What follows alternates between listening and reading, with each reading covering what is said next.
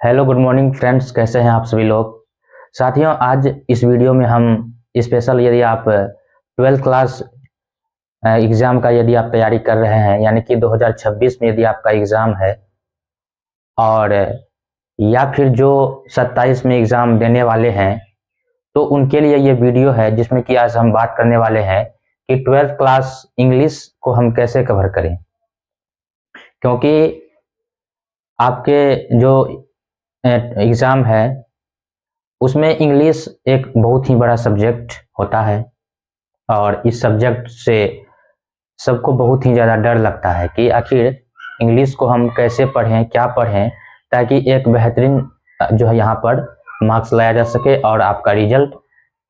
अच्छा परसेंटेज से बन सके। तो इसी के रिगार्डिंग आज हम एक स्ट्रैटेजी लेकर आए हैं कि आखिर इंग्लिश में क्या क्या पूछा जाता है और किन सेक्शन पे हम ज़्यादा फोकस करें ताकि इजी वे में हम जो है अच्छा मार्क्स जो है हम ऑब्टेन कर सकते हैं, ताकि है ना हम अपने रिजल्ट्स को और बेहतर बना सकते हैं। तो ये मेरा मोटिव है इस वीडियो को लाने का कि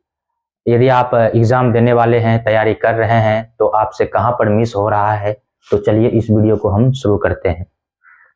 साथियों, जैसा कि इसके थोड़ा सा हम सिलेबस की हम बात कर लें कि 12th क्लास के बच्चे जो भी एग्ज़ाम देने वाले हैं, यानी जो इंटर के एग्ज़ाम देने वाले हैं,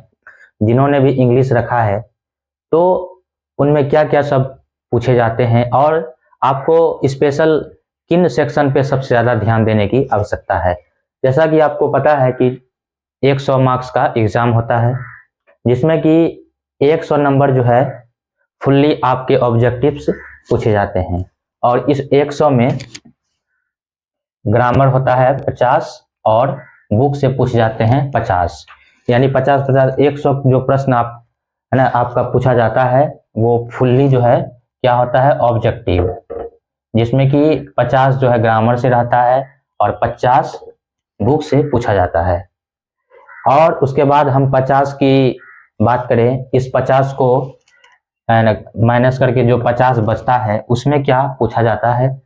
फिर 50 में ओवरऑल कहा जाए तो है ना ज़्यादा प्रश्न की संख्या ग्रामर का ही होता है, जिसमें कि आपको ए से लेटर पूछा जाता है, पैसेज पूछा जाता है ना, 2-4 लाइन का पैराग्राफ रहता है, उसके बारे में आपको लिखना होता है। तो ये भी एक तरह से ग्रामर का ही पार्ट है। फिर आपको ट्रांसलेशन पूछा जाता है, हिंदी टू इंग्लिश में जो ट्रांसलेट इनटू इंग्लिश, तो ये आपके है ना तकरीबन 10 प्रश्न यहाँ से आपके पूछे जाते हैं। और फिर जो है बुक का अप्रोच सेक्शन से वो मैच वाला आपको टाइटल दिया रहेगा और उसका राइटर का नाम दिया रहेगा, तो वो मैचिंग आपको से पूछा जाता है। बहुत ही आसान रहता है, आप टाइटल का नाम याद रख लेंगे, फिर उसके बाद उसका राइटर का नाम याद कर लेंगे, तो ये मैचिंग वाला सेक्शन बहुत ही आसान हो जाता है। तो ओवरऑल इस तरह के है ना 50 में इस तरह का कंटेंट आपसे पूछा जाता है। तो यहाँ पर है ना मेन सबसे जो मेजर जो यहाँ पर कहने वाली बात यह है कि आप ग्रामर को अगर एक बेहतर कर लेते हैं, ग्रामर में चाहे हम बात करें टेंस की, पार्ट्स ऑफ स्पीच की, आर्टिकल्स का, number, voice, narration, degree, emphatic, synthesis और एंटोसाइनो,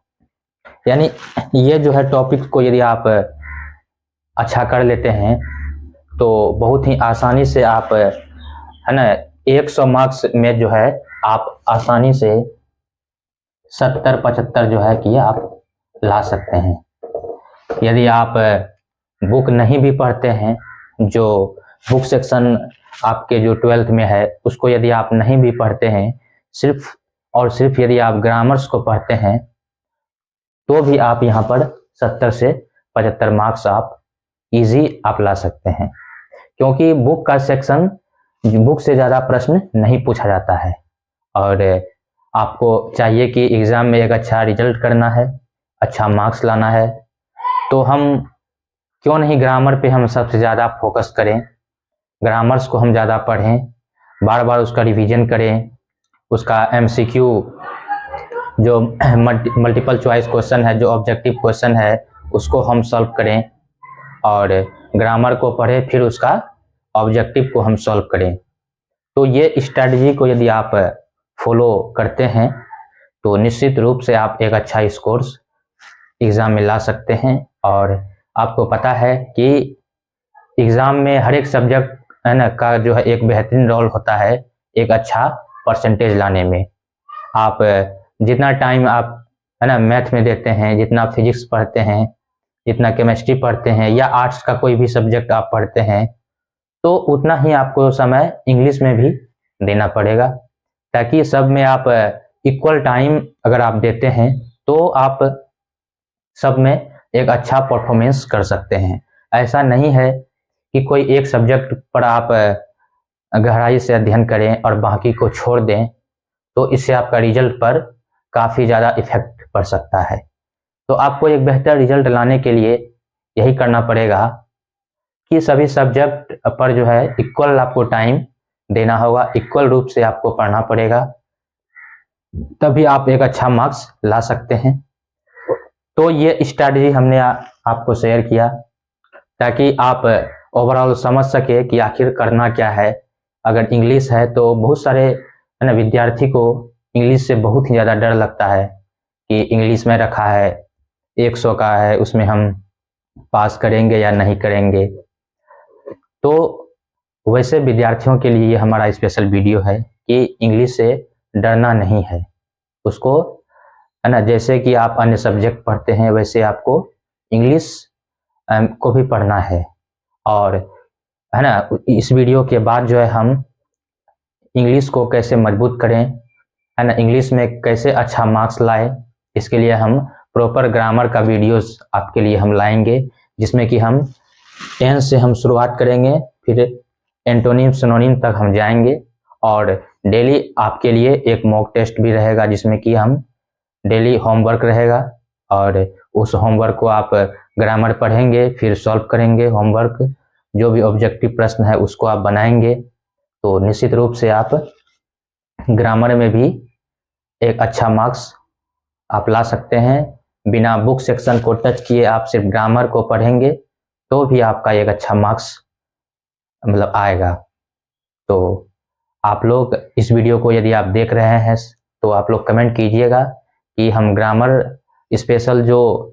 प्रश्न आपके एग्जाम में पूछे जाते हैं बिल्कुल उसी तरह से हम आपको पढ़ाएंगे, ताकि हूबहू जो है आपका प्रश्न जो है कि एग्जाम में देखने के लिए मिले। तो आप लोग कमेंट कीजिएगा। तो ये छोटा सा स्ट्रैटेजिक वीडियो था, आपको कैसी लगी आप कमेंट जरूर कीजिएगा।